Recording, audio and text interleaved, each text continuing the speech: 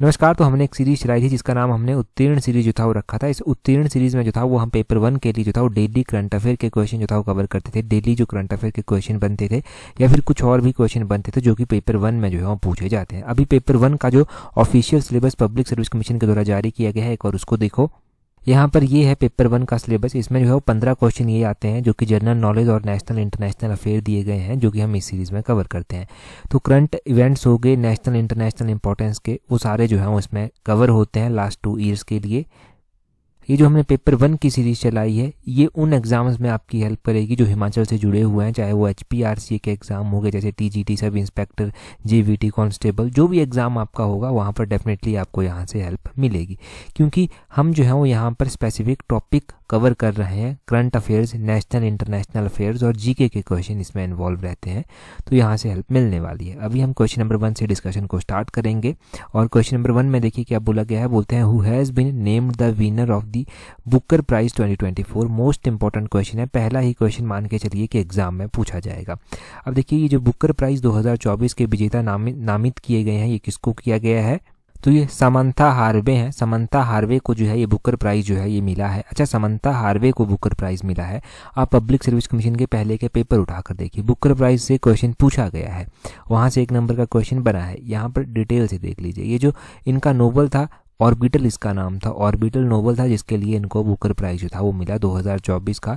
इससे पहले हमने जो था वो 2023 का बुकर प्राइज जो था वो पढ़ा था, जो कि एग्जाम में जो था वो पूछा गया था। तो 2023 का जो बुकर प्राइज दिया गया था वो किसको दिया गया था, वो दिया गया था पॉल लैंच को। पॉल लैंच को दिया गया था 2023 का बुकर प्राइज, और ये एग्जाम में क्वेश्चन पूछा जा चुका है। इनका जो नोबल था प्रोपेट सॉन्ग, वो भी एग्जाम में पूछा गया है कि कौन से नोबल के लिए इनको ये प्राइज मिला है। तो प्रोपेट सॉन्ग इनका नोबल था जिसके लिए इनको ये मिला था। प्रोपेट सॉन्ग यहाँ पर मैं लिख रहा हूँ।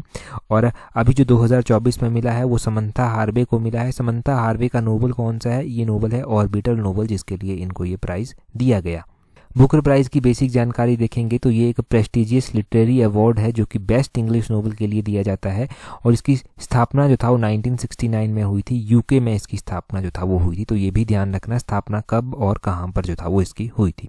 इतना काफ़ी है, पूछा गया तो यहाँ से 2 नंबर का सीधा क्वेश्चन जो है ये पेपर 1 में बनेगा 100% श्योरिटी के साथ। अभी पेपर 1 का सिलेबस जारी कर दिया गया है तो पोस्टें भी होपफुली देखने को मिलेंगी। अगला क्वेश्चन देखिए क्या बोलते हैं। बोलते हैं which of the following countries have been elected president and co president of International Solar Alliance, जिसको ISA बोलते हैं, इंटरनेशनल सोलर अलायंस बोलते हैं। अभी जो है वो इसके प्रेसिडेंट भी बनाया गया है और को प्रेसिडेंट भी जो है वो इसके बनाया गया है। अब इसके प्रेसिडेंट और को प्रेसिडेंट जो है वो बनाया गया है, वो किसको जो है वो बनाया गया है, तो आपने ध्यान रखना है कि कौन सी कंट्रीज को बनाया गया है एग्जैक्टली ये पूछने की कोशिश यहाँ पर की गई है। तो प्रेसिडेंट जो बनी है कंट्री वो इंडिया बनी है। अगर इंडिविजुअली पूछ ले जाए कि इंटरनेशनल सोलर अलायंस का प्रेसिडेंट किसको बनाया गया है, वो इंडिया को बनाया गया है। और को प्रेसिडेंट किसको बनाया गया है, फ्रांस को जो है वो को प्रेसिडेंट जो है वो बनाया गया है। तो ऑप्शन ए इंडिया और फ्रांस जो है वो सही आंसर हो जाएगा। अभी देखिए आप जो अभी हुआ है वो क्या हुआ है, अभी जो है वो इंडिया फ्रांस जो है वो इलेक्ट हुए हैं प्रेसिडेंट और को प्रेसिडेंट इंटरनेशनल सोलर अलायंस के। ये कितने सालों के लिए जो है वो चुने गए हैं, ये 2 सालों के लिए जो है वो चुने गए हैं, 2 ईयर के लिए चुने गए हैं। कब से लेकर कब तक, 2024 से 2026 तक इनका कार्यकाल जो है वो रहने वाला है।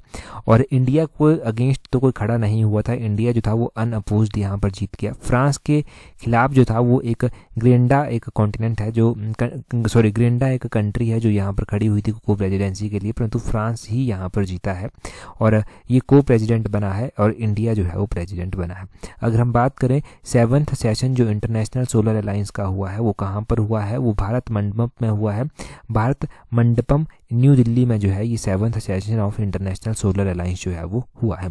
तो इंटरनेशनल सोलर अलायंस के बारे में अभी हम आगे एक और क्वेश्चन पढ़ेंगे, फिर हम उसके बारे में डिटेल से जानते हैं। बोलते हैं यहाँ पर बोलते हैं which of the following country became the 104th full member of International Solar Alliance in November 2024। तो बोलते हैं कि 2024 नवंबर में जो है वो इंटरनेशनल सोलर अलायंस का 104 नंबर का जो है वो मेंबर कौन बना है। तो 104 नंबर का जो इसका अभी मेंबर बना है 2024 नवंबर में, वो बना है आर्मेनिया। ऑप्शन ए जो है वो सही आंसर हो जाएगा। आर्मेनिया कंट्री जो है वो इसका मेंबर बनी है। चलो ये भी क्वेश्चन देखना, आपने बहुत सारे एग्जाम्स में पूछा गया है, चाहे वो पिछले आप पब्लिक सर्विस कमीशन के पेपर उठा के देख लीजिए, HPRC के पेपर, HPSSC के जो अभी है HPRC, इनके पहले HPSSC होता था, उसके पेपर उठा के देख लेना। कोई भी कंट्री अगर इंटरनेशनल सोलर अलायंस का जो है वो मेंबर बनी है तो वो क्वेश्चन एग्जाम में पूछा गया। 104 नंबर का अभी मेंबर, फुल टाइम मेंबर जो है वो अर्मेनिया बना है। अभी हम इंटरनेशनल सोलर अलायंस की बात करेंगे, यहाँ से भी क्वेश्चन बनेंगे एग्जाम में। इंटरनेशनल सोलर अलायंस का पहला ही क्वेश्चन ये बनता है कि इसकी स्थापना जो था वो कब की गई थी, इसका हेडक्वार्टर जो है वो कहाँ पर स्थित है। ये क्वेश्चन जो है वो इसके बनते हैं एग्जाम में। देखिए इसकी स्थापना की बात करें तो इसकी स्थापना की गई थी 2016 में। 2016 में इसकी स्थापना की गई थी, जनवरी 2016 में। और स्थापना किसके द्वारा की गई थी, तो इंडिया और फ्रांस के द्वारा मिलकर जो था वो इसकी स्थापना की गई थी। इंडिया और फ्रांस का ये आइडिया था। तो इंडिया के प्राइम मिनिस्टर प्रधानमंत्री मोदी ही थे उस टाइम, और फ्रांस के प्रेसिडेंट उस टाइम जो था वो फ्रांसियो होलैंड जो था वो हुआ करते थे, जिनके द्वारा इसकी स्थापना की गई थी प्रधानमंत्री नरेंद्र मोदी के साथ मिलकर। अच्छा, इसका हेडक्वार्टर कहाँ पर स्थित है, तो इसका हेडक्वार्टर जो है वो गुरुग्राम हरियाणा में जो है वो स्थित है। ये ध्यान रखना है कि इंडिया में इसका हेडक्वार्टर है और गुरुग्राम हरियाणा में जो है वो इसका हेडक्वार्टर है। बस इतना जान लिया यहाँ से, तो 2 नंबर आज आपने इंटरनेशनल सोलर अलायंस का किसी भी क्वेश्चन में पूछे जाए वो बन जाएंगे आपके, पक्के हो गए 2 नंबर यहाँ से। आगे बोलते हैं typhoon Kongre has hit which country recently. तो ये टाइफून कोंगरे के द्वारा जो है वो अभी किसी कंट्री को हिट किया गया है। बोलते हैं इसने कौन सी कंट्री को जो है वो हिट किया है, तो टाइफून कोंगरे के द्वारा जो है वो ताइवान कंट्री को जो है वो हिट किया गया है। ऑप्शन डी जो है वो सही आंसर हो जाएगा। टाइफून का क्वेश्चन कैसे बनता है, देखो टाइफून का क्वेश्चन आपको HAS में भी देखने को मिल जाएगा। Himachal Pradesh public service commission, HPSSC के अलग अलग एग्जाम में इसके क्वेश्चन पूछे गए हैं। ये जो क्वेश्चन हमने डिस्कस किया ये करंट अफेयर का क्वेश्चन था। अभी हम GK के क्वेश्चन यहाँ से डिस्कस करते हैं। तो इंडिया में तो टाइफून को साइक्लोन जो है वो बोलते हैं, तो पूछा जाएगा कि इंडिया में जो है वो साइक्लोन को या फिर टाइफून को क्या बोलते हैं, तो साइक्लोन बोलते हैं। या फिर पूछ लिया जाएगा कि साइक्लोन को जो है वो चाइना में किस नाम से जाना जाता है, तो साइक्लोन को चाइना में टाइफून जो है वो कहते हैं। अच्छा, अमेरिका में इसको किस नाम से जाना जाता है, अमेरिका की अगर हम बात करें तो वहाँ पर हरिकेन्स जो है वो कहा जाता है। यहाँ पर लिख भी रहा हूँ मैं, हरिकेन्स जो है वो अमेरिका में जो है वो बोला जाता है। अच्छा, ऑस्ट्रेलिया में किस नाम से जो है वो जाना जाता है, ऑस्ट्रेलिया की अगर हम बात करते हैं तो ऑस्ट्रेलिया में इसको विली विली नाम से जो है वो जाना जाता है। विली विली, ये तो बहुत आसान है, विली विली तो पूछा कम जाता है एग्जाम में, परंतु आसान सबसे यही है। वैसे ही एग्जाम में क्वेश्चन क्या पूछ लिया जाता है कि जापान में साइक्लोन को जो है वो क्या बोलते हैं, जापान में साइक्लोन को क्या बोलते हैं, ऐसा क्वेश्चन पूछा जाता है एग्जाम में। तो वो क्या बोलते हैं, वो टाइफून ही जो है वो बोलते हैं। टाइफून चाइना में भी बोलते हैं, जापान में भी बोलते हैं, फिलीपींस में भी इसको टाइफून ही जो है वो बोला जाता है।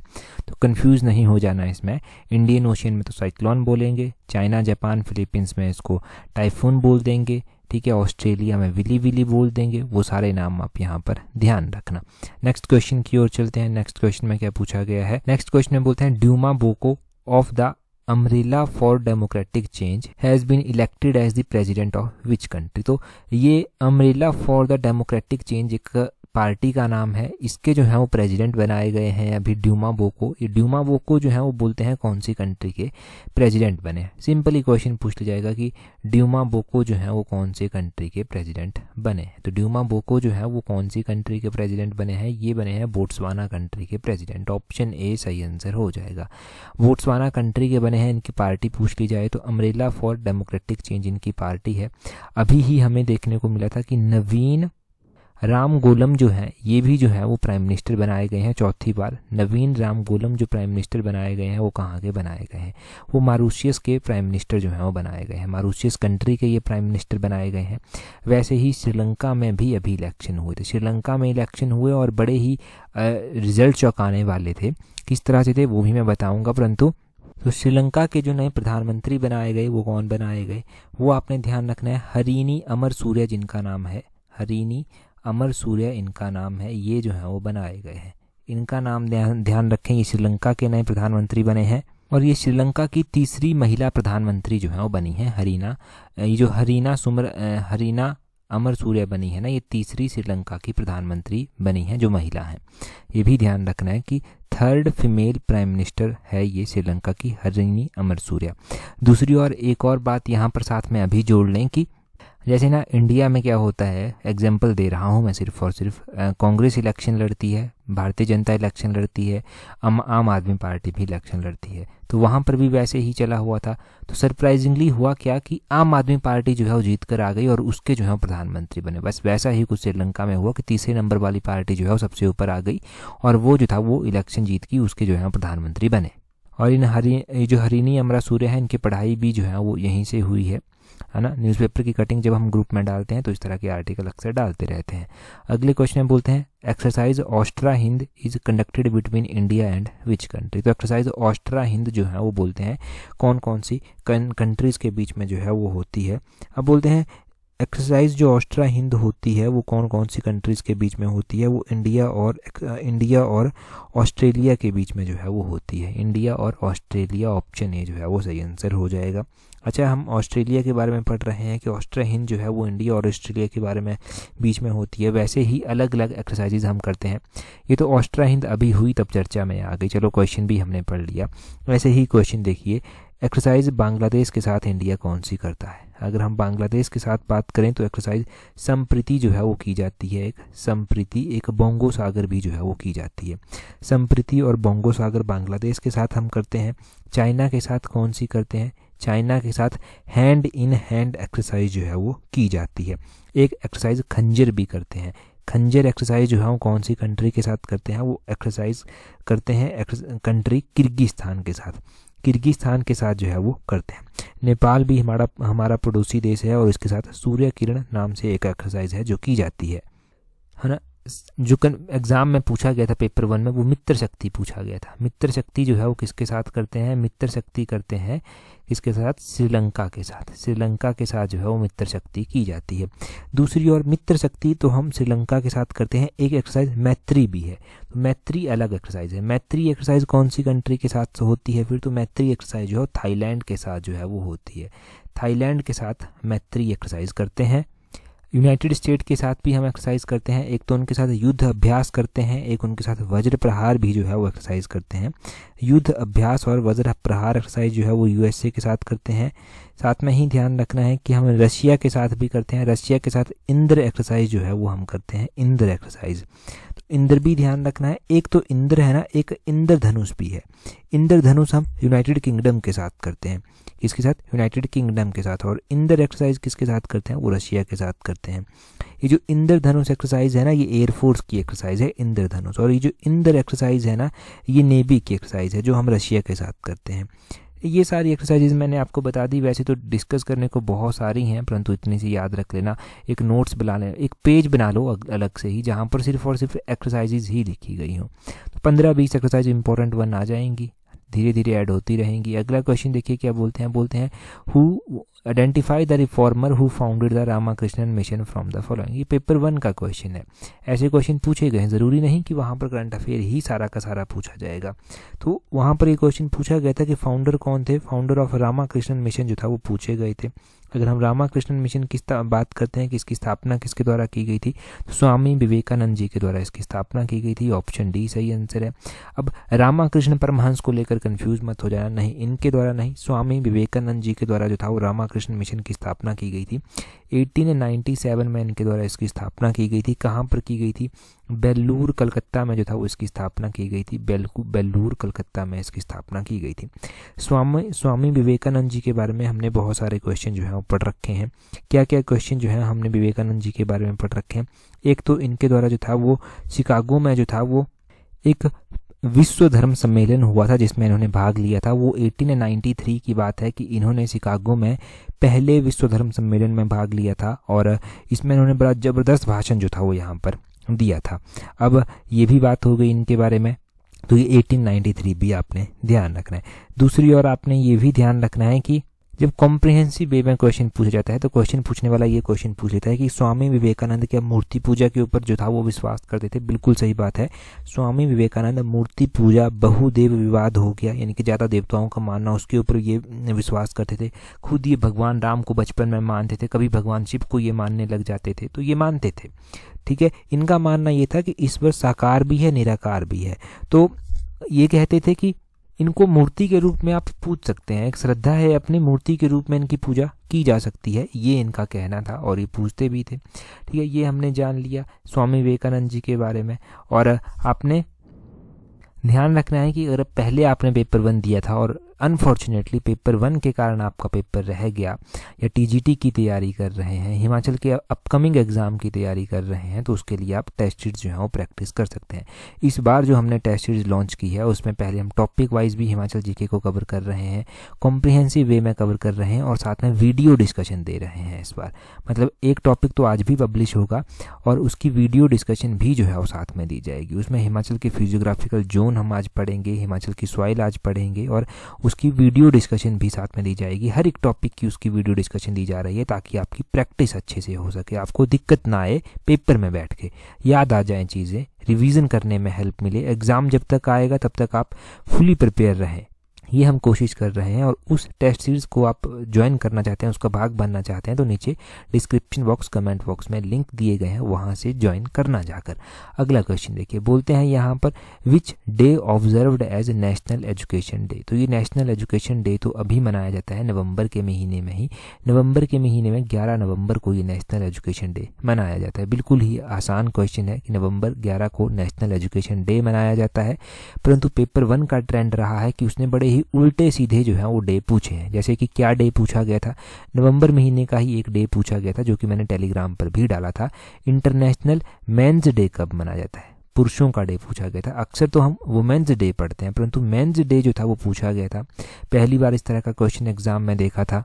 तो ये इंटरनेशनल मेंस डे 19 नवंबर को जो है वो मनाया जाता है।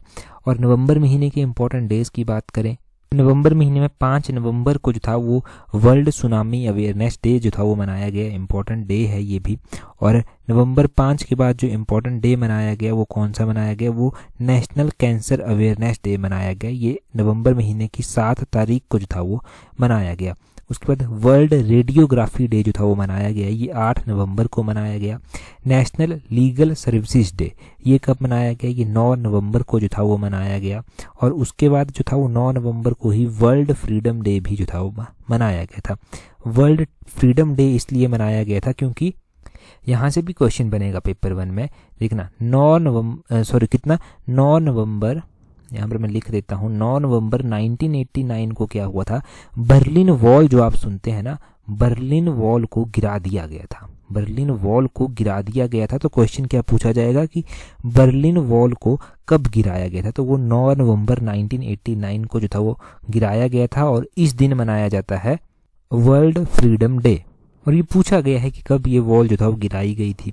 और उसके बाद कौन सा इंपॉर्टेंट डे मनाया गया, 11 नवंबर को जो था वो नेशनल एजुकेशन डे मनाया गया। इंडिया के जो फर्स्ट एजुकेशन मिनिस्टर थे मौलाना अबुल कलाम आज़ाद, इनकी जो है वो बर्थ एनिवर्सरी होती है इस दिन, तो इसलिए 11 नवंबर को ये नेशनल एजुकेशन डे जो है वो हम मनाते हैं। वर्ल्ड नहीं, नेशनल एजुकेशन डे है ये, क्योंकि इंडिया के ये फर्स्ट एजुकेशन मिनिस्टर थे। और चिल्ड्रन डे 14 नवंबर को मनाया जाता है। 14 नवंबर को चिल्ड्रन डे, जिसको बाल दिवस भी कहते हैं, वो इसलिए मनाया जाता है क्योंकि जवाहरलाल नेहरू जी की जो है वो बर्थ एनिवर्सरी इस दिन होती है। और उसके बाद हम वर्ल्ड डायबिटीज़ डे भी पढ़ते हैं, वो भी 14 नवंबर को ही जो है वो मनाया जाता है। और नेशनल डे फॉर टॉलरेंस भी हम पढ़ते हैं जो कि 16 नवंबर को मनाया जाता है। 16 नवंबर को ही मैंने टेलीग्राम पर भी क्विज डाला था कि नेशनल प्रेस डे कब मनाया जाता है, तो राष्ट्रीय प्रेस डे जो है वो मनाया जाता है 16 नवंबर को ही। और उसके बाद 17 नवंबर को इंटरनेशनल स्टूडेंट डे जो है वो मनाया जाता है। 17 नवंबर के बाद जो है वो 19 नवंबर आता है जिस दिन इंटरनेशनल मेंस डे मनाया जाता है। और 19 नवंबर को ही टॉयलेट डे भी मनाया जाता है, इसको वर्ल्ड टॉयलेट डे जो है वो बोला जाता है। ठीक है जी। 19 नवंबर के बाद 21 नवंबर को वर्ल्ड टेलीविज़न डे जो है वो मनाया जाता है, तो ये भी इम्पोर्टेंट है वर्ल्ड टेलीविज़न डे, ये भी ध्यान रखना है आपने कब मनाया जाता है। अभी 26 नवंबर हुआ, उस दिन कॉन्स्टिट्यूशन डे मनाया गया, संविधान दिवस मनाया गया। 26 नवंबर को संविधान दिवस मनाया जाता है जिसको लॉ डे भी कहते हैं, क्योंकि 26 नवंबर 1949 को इंडिया की कॉन्स्टिट्यूट असेंबली के द्वारा जो था वो इंडियन कॉन्स्टिट्यूशन को जो था वो अडॉप्ट किया गया था। और ये अस्तित्व में कब आया था, ये जनवरी 26 1950 को जो था वो अस्तित्व में फिर आ गया था। अभी देखा होगा आपने, बड़ी जगह जो था वो फेस्टिवल इसको ऑर्गेनाइज किया गया। ठीक है, तो ये सारे डे आपने जो है वो ध्यान रखने हैं, जो मैंने बताया आपको क्यों क्यों मनाए जाते हैं वो भी मैंने बताया। कुछ एक इंपॉर्टेंट डे ऐसे हैं जहां से जीके भी कवर होते हैं, जैसे कि बर्लिन वॉल वाला हो गया। अगला क्वेश्चन देखिए, बोलते हैं in which city is the office of World Scouts Bureau. तो वर्ल्ड स्काउट्स ब्यूरो का कार्यालय कहाँ पर स्थित है? ये जेनेवा में स्थित है, ऑप्शन बी सही आंसर है। तो इसकी स्थापना कब की गई थी वर्ल्ड स्काउट की? तो इसको world organisation of scout movement भी बोलते हैं। इसकी स्थापना 1922 में जो था वो की गई थी। इसका हेडक्वार्टर जो है वो जेनेवा स्विट्जरलैंड में जो है वो स्थित है। इतना सा आप ध्यान रख लीजिए, बस इतना सा पूछा जाएगा तो इतना सा पूछ लिया गया, डायरेक्टली आपका सीधा क्वेश्चन जो है वो यहाँ से सॉल्व हो जाएगा। यहाँ से मैं ज़्यादा बताऊंगा भी नहीं। अगला क्वेश्चन देखते हैं क्या बोलते हैं यहाँ पर। अगले क्वेश्चन में बोलते हैं how many emirates are there in United Arab Emirates. देखो वैसे तो मैं क्वेश्चन में पढ़ा था आपको, टेस्ट सीरीज में मान लो ये क्वेश्चन डाल दिया गया, तो टेस्ट सीरीज में क्या करेंगे आप, अब जाएंगे सीधा प्रैक्टिस करेंगे, बात खत्म हो गई। अब वीडियो डिस्कशन भी जब हम साथ में देते हैं, देखना एक्सप्लेन जब हम करेंगे तो आपको कितना कुछ सीखने को यहाँ पर मिलेगा। यूएई बहुत बार आपने सुना है, तो यूएई की अगर हम बात करते हैं तो ये अकेला एक नहीं है, इसमें 7 एमिरेट्स जो हैं वो आते हैं। ऑप्शन सी सही आंसर हो जाएगा। 7 अमीरात जो हैं वो इसमें आते हैं। अब ये 7 अमीरात कौन कौन से आते हैं? यूनाइटेड अरब एमिरेट में जो है वो 7 एमिरेट्स आते हैं। इसमें एक तो आबू धाबी जो कि यूएई की कैपिटल है। यूएई की कैपिटल कहाँ पर पड़ते हैं? आबू धाबी में पड़ते हैं। तो 7 एमिरेट्स में से एक आता है आबू धाबी, ठीक है। यहाँ पर लिखे गए हैं 7 के 7 नाम। आबू धाबी हो गया, दूसरा दुबई हो गया, दुबई भी आप पढ़ते हैं। तीसरा जो है वो यहाँ पर हो गया शारजहां, शारजहां जो है वो हो गया। चौथा हो गया यहाँ पर अजमान, अजमान आपने ध्यान रखना है। पांचवा हो गया उमल, उमल जो है ये पांचवा हो गया। और छठे नंबर पर जो है वो क्यूवैन जो है वो छठे नंबर पर आता है। और रस अल कामिया जो है ये छठे नंबर पर आ गया। और 7वें नंबर पर क्या आएगा? 7वें नंबर पर ये फुजारिया जो है वो आ जाता है। तो इनके नाम भी ध्यान रखने हैं। नाम तो बेशक इतने इंपॉर्टेंट नहीं होंगे, परंतु चलो जैसे आबू धाबी हो गया, दुबई हो गया, बहुत सारे एस्पिरेंट्स को नहीं पता होगा यूएई में कितने एमिरेट्स आते हैं।